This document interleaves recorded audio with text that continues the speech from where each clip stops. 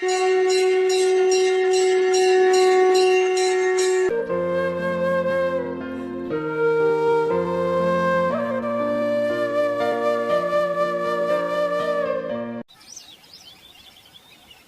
बात रामायण काल के उस समय की है जब प्रभु श्री राम ने सागर पर सेतु का निर्माण करने से पहले भगवान शिव जी की पूजा करने की सोची। दरअसल शिव को भगवान राम अपना आराध्य देवता मानते थे। फिर उन्होंने निश्चय किया कि वो सागर के संगम पर भगवान शिव के शिवलिंग की स्थापना करेंगे। इस विचार के साथ श्री राम ने हनुमान जी से कहा, हनुमान, तुम अभी काशी जाओ और शिव जी से एक उत्तम ज्योतिर्लिंग शुभ मुहूर्त में ले आओ, नहीं तो मेरा ये मुहूर्त निकल जाएगा। जो आज्ञा प्रभु। श्री राम की आज्ञा पाकर वीर हनुमान राम नाम का जप करते हुए हवा में उड़ते हुए काशी के लिए निकल गए और कुछ ही देर में काशी पहुंच गए। प्रणाम महादेव। हनुमान, आज काशी कैसे आना हुआ? फिर हनुमान ने उन्हें सारी बात बताई। महादेव ने भी राम काज के लिए बिना विलंब किए हनुमान जी को 2 शिवलिंग प्रदान किए। शिवलिंग लेकर हनुमान हवा में उड़ते हुए भगवान श्री राम की ओर प्रस्थान करने लगे, लेकिन उन्हें आने में काफी देर हो गई। ये हनुमान कहाँ रह गए? शुभ मुहूर्त बीता जा रहा है। शुभ मुहूर्त बीत न जाए इस कारण श्री राम ने बालू से ही शिवलिंग बनाकर तैयार कर लिया और सेतु के एक छोर पर स्थापित कर दिया और सभी ऋषि मुनियों का पूजन कर उन्हें विदा कर दिया। उधर से शिवलिंग लेकर लौट रहे हनुमान जी ने जब ऋषि मुनियों को लौटते हुए देखा तो हनुमान ने उनसे पूछा, हे ऋषिवर, आपकी पूजा किसने की? हे हनुमंत, श्री राम जी ने शिवलिंग की आराधना और स्थापना कर हम लोगों की पूजा की है। क्या शिवलिंग की स्थापना? हाँ, बालू के बनाए हुए शिवलिंग की स्थापना। क्या बालू के शिवलिंग? इसका मतलब प्रभु श्री राम ने व्यर्थ ही मुझे काशी भेजा और शिवलिंग लाने को कहा। ये बात जानकर हनुमान जी बहुत क्रोधित हुए और क्रोधित होकर हनुमान जी श्री राम के पास पहुँचे, जहाँ क्रोध में आकर दोनों पैरों को जोर से जमीन पर पटका और श्री राम से कहने लगे, हे प्रभु, आपने मेरा उपहास क्यों किया? यदि आपके मन में बालू से ही शिवलिंग बनाना था तो मुझे बेकार ही क्यों काशी भेजा? ये देखो, मैं काशी से 2 शिवलिंग लाया हूँ, एक आपके लिए और एक अपने लिए। अब मैं इनका क्या करूँ? आपका कहना सत्य है हनुमान, किंतु शुभ मुहूर्त बीता जा रहा था और इसके अलावा हमारे पास कोई उपाय नहीं था। अच्छा, फिर भी तुम चाहते ही हो तो मेरे पास एक उपाय है। अगर तुम मेरे द्वारा बनाए हुए शिवलिंग के बालू को अपनी पूंछ से उखाड़ कर फेंक दो तो मैं तुम्हारे द्वारा लाए हुए काशी के शिवलिंग को यहाँ पुनः स्थापित कर दूंगा। बस ये काम तो मेरे बाएं हाथ का है। अभी देखिए प्रभु, आप मेरा कमाल। हनुमान ने अपने बाएं हाथ से शिवलिंग उठाने का प्रयास किया, लेकिन वो असफल रहे। फिर उन्होंने अपने दोनों हाथों से शिवलिंग हटाने का प्रयास किया, लेकिन वो असफल रहे। अंत में उन्होंने उस बालू के शिवलिंग को अपनी पूंछ से लपेटा और जोर से हिलाया, लेकिन फिर भी वो शिवलिंग नहीं टूटा। तभी एकाएक उस शिवलिंग में से इतनी तेज प्रकाश निकला कि उससे हनुमान जी की पूंछ कट गई और वो दूर जाकर मूर्छित होकर जमीन पर गिर पड़े। ये दृश्य देख सभी वानर जोर जोर से हंसने लगे। फिर हनुमान जी उठे और दोनों हाथों से प्रभु से माफी मांगने लगे। हे प्रभु, मेरे द्वारा की गई भूल को क्षमा करें। हनुमान, महादेव की शक्ति के आगे दुनिया में कोई नहीं जीत सकता। अब आप मेरे द्वारा स्थापित किए गए शिवलिंग के दाईं ओर जाइए और वहाँ काशी से लाए हुए शिवलिंग की स्थापना कर दीजिए। सत्य है प्रभु, हमें क्षमा करना महादेव। फिर भी श्री राम के कहे अनुसार हनुमान जी ने उस शिवलिंग की स्थापना कर दी। उस शिवलिंग की स्थापना होने के बाद प्रभु श्री राम ने वरदान दिया, हे हनुमान, तुम्हारे द्वारा स्थापित इस शिवलिंग को मेरा वरदान है कि जो भी इस शिवलिंग की पूजा किए बिना सेतु पर रामेश्वरम की पूजा करेगा, उसकी पूजा सफल नहीं मानी जाएगी। जब वो इस शिवलिंग की पूजा करेगा, उसके पश्चात ही रामेश्वरम की पूजा सफल मानी जाएगी। हनुमान, जिस जगह तुम्हारी पूंछ छिन्न हुई है, आज से तुम भी उसी स्थान पर छिन्न पूंछ तथा गुप्त पद होकर अपने गर्भ का स्मरण करते हुए पड़े रहोगे। तभी से हनुमान ने अपने अंश से वहीं पर अपनी एक मूर्ति स्थापित कर दी। आज भी वहाँ हनुमान जी की छिन्न पूंछ और गुप्त मूर्ति विद्यमान है और जहाँ पर हनुमान जी मूर्छित होकर गिरे थे, वह स्थान मारुत के नाम से प्रसिद्ध हुआ। इसके साथ ही प्रभु श्री राम ने भी अपनी एक मूर्ति वहाँ पर स्थापित की जो सेतु माधव के नाम से अभी भी वहाँ पर मौजूद है। इसके पश्चात प्रभु श्री राम ने उस छिन्न पूंछ को छूकर वापस से हनुमान से जोड़ दिया था। ऐसी भी मान्यता है कि पूंछ से लपेटे जाने के कारण रामेश्वरम का मस्तक कुछ दब गया था। तब से वो शिव मस्तक अभी भी वैसे ही चपटा है। रामेश्वरम हिंदुओं का एक पवित्र तीर्थ है। यह तमिलनाडु के रामनाथपुरम जिले में स्थित है। यह तीर्थ हिंदुओं के चारों धामों में से एक है।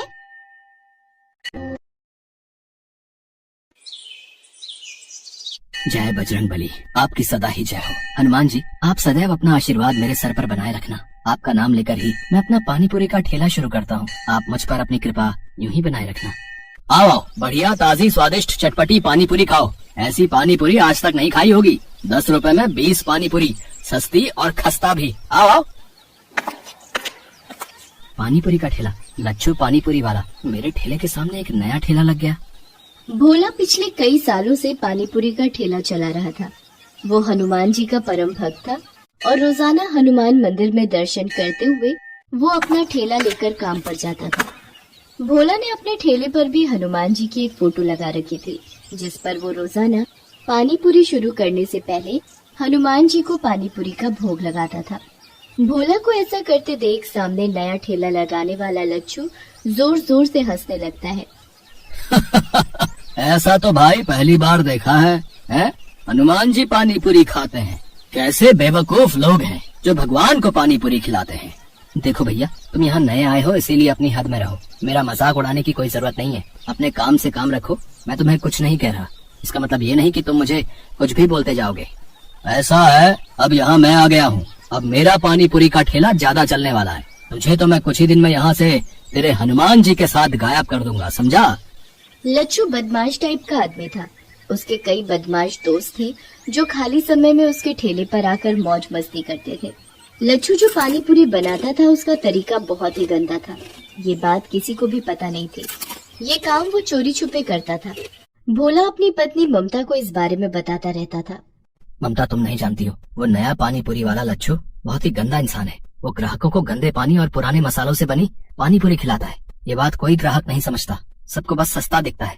इसी वजह से मेरे ठेले पर ग्राहकों का आना बहुत कम हो गया है। सब लच्छू के ठेले पर ही जाते हैं। सुनो जी, बेईमानी की नींव पर खड़ी इमारत की दीवारें बहुत कच्ची होती हैं।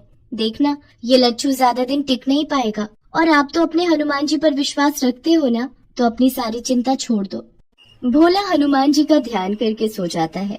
अगले दिन भोला जब अपना ठेला लेकर बाजार पहुंचता है तो उसके ठेले पर कुछ बदमाश आ जाते हैं। ओए, पानी पूरी खिला तो जरा, देखें तेरी पानी पूरी में कितना स्वाद है। जी अभी खिलाता हूँ, ये लीजिए। कल्लू भाई, पानी पूरी में ज्यादा स्वाद नहीं है, थोड़ा तीखा और मिला दे। मेरा दोस्त कई दिनों बाद आया है, इसे जी भर के पानी पूरी खिला। तभी 2 आदमी और आ जाते हैं और वो भी उन्हीं दोनों बदमाशों के दोस्त होते हैं। वो भी साथ में पानी पूरी खाने लगते हैं। उनमें से 2 लोग भोला के सिर पर मार मार कर बात कर रहे थे। भोला को ये सब पसंद नहीं आ रहा था। अरे आप लोग ये कैसी हरकत कर रहे हैं? खिला तो रहा हूँ, इंसान हूँ, कोई मशीन नहीं। खिलाने में समय तो लगता ही है। अब आप 4, मैं 1 खिलाने वाला। चलो भाई चलते हैं, बस कर बे। अरे अरे कहाँ जा रहे हो? मेरे पैसे तो दे जाओ। कौन से पैसे? अरे तुम लोगों ने जो पानी पूरी खाई है, मैं उसके पैसे मांग रहा हूँ। हमसे पैसे मांगेगा? जा नहीं देते। बोल क्या कर लेगा? ये क्या बदतमीजी है? तुम तो गुंडागर्दी कर रहे हो। मेरी मेहनत की कमाई है, वो तो तुम्हें देनी ही पड़ेगी। साले, हमसे पैसे मांगता है, अभी तुझे बताते हैं। चारों बदमाश भोला को बुरी तरह पीटने लगते हैं और उसका पानी पूरी का ठेला पूरा तोड़ देते हैं। सामने खड़ा लच्छू पानी पूरी वाला जोर जोर से हंस रहा था। और मारो, आज के बाद इसे पानी पूरी बेचने के लायक ही मत छोड़ना। आसपास से जाते हुए लोग बदमाशों से इतना डर गए थे कि कोई भी भोला की मदद को नहीं आया। बदमाश लच्छू के दोस्त थे। वो जब वहाँ से चले गए तब एक व्यक्ति ने भोला की मदद की और उसे रिक्शा पर बिठाया। भोला लहूलुहान घर पहुँचा। उसकी हालत देखकर ममता घबरा गई और उसे डॉक्टर के पास ले गई। भोला के हाथ पैरों में बहुत चोट थी। डॉक्टर ने भोला को कुछ दिन आराम के लिए बोल दिया। ममता, ये सब उस बदमाश लच्छू पानी पूरी वाले का ही किया धरा है। हे बजरंगबली, ऐसे पापियों को सजा क्यों नहीं मिलती? अब मैं काम पर कैसे जाऊंगा? भोला भी ममता से बात कर ही रहा था कि तभी दरवाजे पर दस्तक होती है। कौन है? रुको, आती हूँ। अरे रतन तू। प्रणाम दीदी, कैसी हो? अरे ये जीजा जी को क्या हुआ? ये चोट? तू आ बैठ, पहले कुछ खा पी ले, फिर सारी बात बताती हूँ। रतन, तुम तो कभी शहर आते नहीं हो, अचानक कैसे आना हुआ? बस जीजा जी, आपसे और दीदी से मिलने का मन था और मुझे शहर में थोड़ा काम भी था। ममता का भाई रतन गांव में रहता है, उसका शहर आना बहुत कम होता है। ममता भोला के साथ हुए हादसे के बारे में रतन को बताती है, जिसे सुनकर रतन गुस्से में आ जाता है। दीदी तुम चिंता मत करो, अब मैं आ गया हूँ। मेरे रहते जीजा जी का काम कोई बंद नहीं कर सकता। कल से मैं पानी पूरी का ठेला लगाऊंगा। देखता हूँ किसमें हिम्मत है जो मुझे वहाँ से हटा दे। रतन की बात सुनकर ममता और भोला पहले तो थोड़ा घबरा जाते हैं, पर रतन उन्हें समझा देता है। अगले दिन रतन पानीपुरी का ठेला लेकर बाजार पहुंचता है। लच्छू पानीपुरी वाला भोला की जगह रतन को ठेला लगाते देख हैरान रह जाता है। ओह, तुम कौन हो भाई, जिसमें इतनी हिम्मत आ गई जो मेरे सामने पानीपुरी का ठेला लगा लिया? मेरा नाम रतन है और भोला मेरे जीजा जी हैं। अब से मैं उनकी जगह यहाँ पानीपुरी का ठेला लगाऊंगा। भोला के तो हाथ पैर तुड़वा कर मैंने यहाँ से हटवा दिया, अब तेरा भी यही हाल कर रहा हूँ क्या? है हिम्मत तो मेरे ठेले को हाथ लगा कर दिखा। अभी अपने दोस्तों को फोन करता हूँ। हाँ, रतन ग्राहकों को पानीपुरी खिलाने लगता है। इतनी देर में लच्छू उन्हीं बदमाशों को बुला लेता है। ये रहा भोला का साला रतन, इसे भी इतना मारो कि ये भी खटिया पकड़ ले। अरे मेरे हाथ को क्या हुआ? मेरा हाथ एक जगह पर रुक क्यों गया है? मैं इसे मार क्यों नहीं पा रहा? मेरे साथ भी यही हो रहा है, मेरे भी दोनों पैर जमीन से चिपक गए हैं, मैं तो हिल भी नहीं पा रहा। मेरे जीजा जी को तुम लोगों ने मारा था, अब मेरा ठेला तोड़ने आए हो। अभी तुम्हें सबक सिखाता हूँ, ये लो। रतन उन बदमाशों को ऊपर नीचे घुमाता जाता है। वो उन्हें कभी आसमान में उड़ा देता है, कभी जमीन पर पटक देता है। रतन वास्तव में कोई और नहीं बल्कि हनुमान जी थे, जो भोला की सहायता के लिए धरती पर आए थे। वो तो बदमाशों को सबक सिखाना चाहते थे ताकि वो दोबारा कभी भोला को परेशान न कर सके, और ऐसा ही हुआ। बदमाश डर कर वहाँ से भाग गए। रतन गुस्से में लच्छू के ठेले पर जाता है। उसे देखकर लच्छू घबरा जाता है और माफी मांगता है। मुझे माफ कर दो रतन, मुझसे गलती हो गई। मैं आज के बाद कभी भी भोला को परेशान नहीं करूंगा। मेरा ठेला मत तोड़ना। मेरे घर में मेरी बीवी और बच्चे हैं, मैं इसी रोजगार के सहारे अपना घर चलाता हूँ। घबराओ नहीं, मैं तुम्हारे साथ ऐसा सलूक नहीं करूंगा जैसा तुमने किया। मैं तो बस तुम्हें समझाने आया हूँ। हमेशा याद रखना, दूसरों से ईर्ष्या करके कुछ नहीं मिलता, अपना ही नुकसान होता है। इसलिए अपने काम में मन लगाओ, दूसरों को मत देखो, वरना पापियों को दंड देते भगवान को देर नहीं लगती। उस दिन के बाद लच्छू ने अपने काम में ध्यान लगाना शुरू कर दिया। रतन लच्छू के सामने ही ठेले पर पानीपुरी बेचता था। रतन की पानीपुरी लोगों को इतनी स्वादिष्ट लगती थी कि लोगों की भीड़ बढ़ती चली गई। रतन कुछ महीनों तक वहीं रुका। रतन ने काफी पैसे जोड़ लिए थे। वो पैसे उसने भोला के हाथ में दिए।